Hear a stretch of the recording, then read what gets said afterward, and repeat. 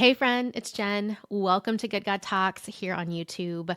I'm so excited to get to share these few minutes with you as we all draw near to God to experience more life with Him, not just for Him or because of Him or under His authority, although all of those things are true, but with Him. Talking with Him, experiencing our day to day responsibilities and downtime as shared moments that we get to have with our loving creator of the universe. So, if you're new to the channel, make sure you hit like, subscribe, and turning on all the notifications so you won't miss future episodes.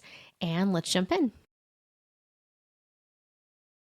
What would your day look like if you weren't worried about what others think of you? I considered this question as I was prepping for this episode, and it's kind of sobering to think about. What would be different in how I showed up in different places, about what I wore, or if I did my hair or makeup?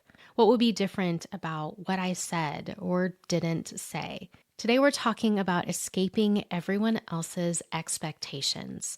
And as a recovering people pleaser, this one can be kind of tricky for me. In Richard Foster's book, The Celebration of Discipline, he says we're trapped in a maze of competing attachments. He talks about how we can make decisions in one moment based on sound reason and the next moment out of the fear of what others will think about us. And when that happens, our lives are not oriented about a clear, unified focus, which as believers, our clear, unified focus gets to be focused on God, seeking Him first, seeking His kingdom, engaging in day to day, moment by moment life with Him.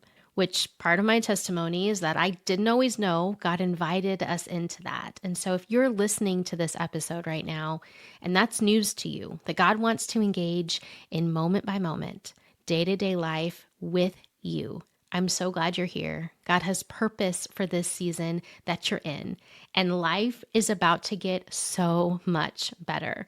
Because when we orient ourselves around other people's opinions or expectations, that's sinking sand. The ground beneath us is constantly shifting based on where we are and who we're with and who we think that they want us to be.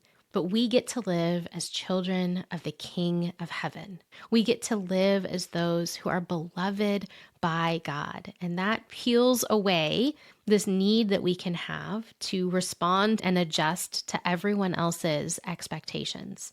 Having God as our center gives us the security to stop performing for others' approval because we are already loved. And for me, part of this learning process has been realizing that oftentimes I still will default to try to work for God's approval.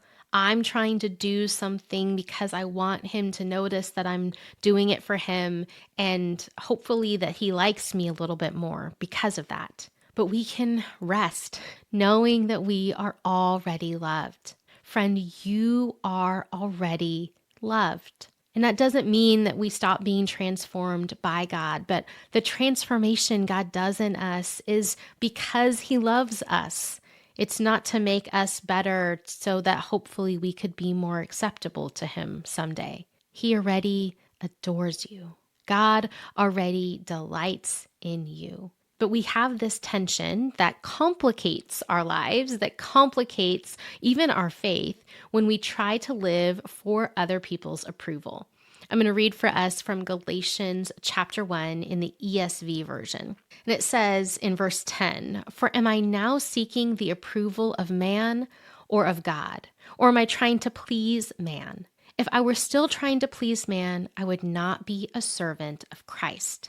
Now, that's a pretty clear visual. We see this again in Proverbs 29:25. "Fear of man will prove to be a snare, but whoever trusts in the Lord is kept safe." Our reliance on God, our trust in Him frees us from other traps of seeking human approval. So today's episode is short and sweet, and we're asking God to help illuminate some areas where this might be hard for us. When I brought this question to God, He actually showed me some areas where I was still working to try and gain some approval from Him, not realizing that I could walk more easily in partnership and life with him, trusting that he already loved me. I didn't need to earn anything more from him.